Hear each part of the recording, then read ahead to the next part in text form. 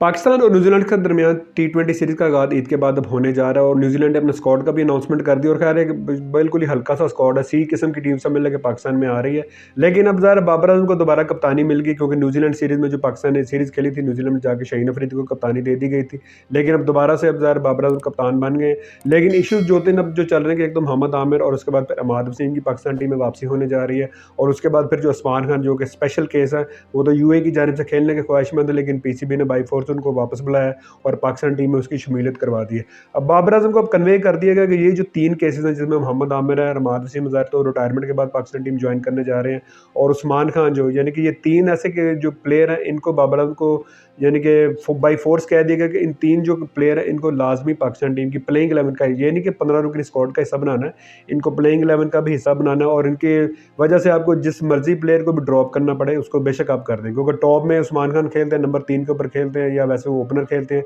लेकिन इस वक्त सूरज हाल है कि साइम अयूब और बाबर आजम की जो नज़र आ रहा है कि इन दोनों से ही ओपनिंग करवाई जाएगी। और नंबर 3 के ऊपर ज़रा 3 स्ट्रॉन्ग किस्म के कैंडिडेट हमारे पास, रिजवान भी मौजूद है, फ़खर जमान भी मौजूद है, और उस्मान खान भी आ गया। तो मेरा ख्याल है अब स्पेशल ट्रीटमेंट के तौर पर मेरा ख्याल नंबर 3 या नंबर 4 के ऊपर फिर उस्मान खान को खिलाया जाएगा, और उसको हर हाल में यानी कि अगर इतना भी कन्वे कर दिया गया कि अगर यानी कि किसी मैच में अगर 1-2 मैचेस में 19-20 परफॉर्मेंस हो भी जाती तो इनको बेंच नहीं करवाना, इनको लाजमी वर्ल्ड कप तक लाजमी रेगुलर मैचेस करवाने हैं। और यही केस मोहम्मद आमिर और अहमद वसीम के साथ भी, क्योंकि उनके साथ भी यही सूरत हाल है कि अगर उनको यानी कि परफॉर्मेंस को ऊंच नीच हो जाती है तो उनको ड्रॉप नहीं करना किसी भी मैच में।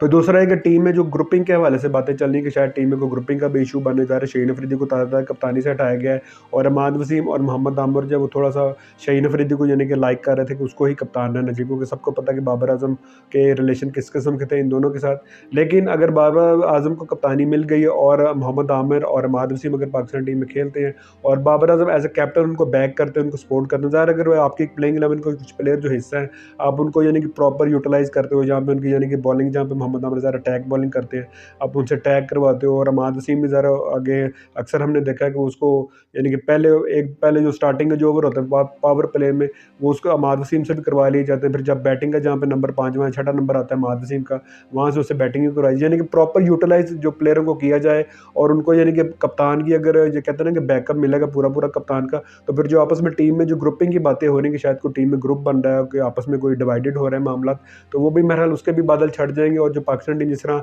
आज से कोई साल 2 साल पहले बाबर आजम की क्यादत में एक यूनिट होकर खेलती है, एक जान होकर खेलती है, एक जेल होकर खेलती थी, तो वही सूरत हाल हमें आगे फिर न्यूजीलैंड सीरीज़ में, T20 वर्ल्ड कप में, इंग्लैंड सीरीज़ में वही हमें कम्बिनेशन भी अच्छा बनता हुआ नजर आएगा, और टीम एक जेल होकर भी खेलती हुई नजर आएगी। बाकी बाबर आजम को मोहसिन नकवी और जो सेलेक्टर है उन्होंने कन्वे कर दिया है, ये तीनों लड़कों को आपने लाजमी प्लेइंग 11 का हिस्सा बनाना है, और यानी कि इनको प्रॉपर तरीके से यूटिलाइज भी करना है। देखते हैं बाबर आजम अब आगे न्यूजीलैंड सीरीज़ में, इंग्लैंड सीरीज़ में, और RL सीरीज़ भी है, फिर उसके बाद T20 वर्ल्ड कप भी है, इन प्लेयरों को कैसे यूटिलाइज करते हैं।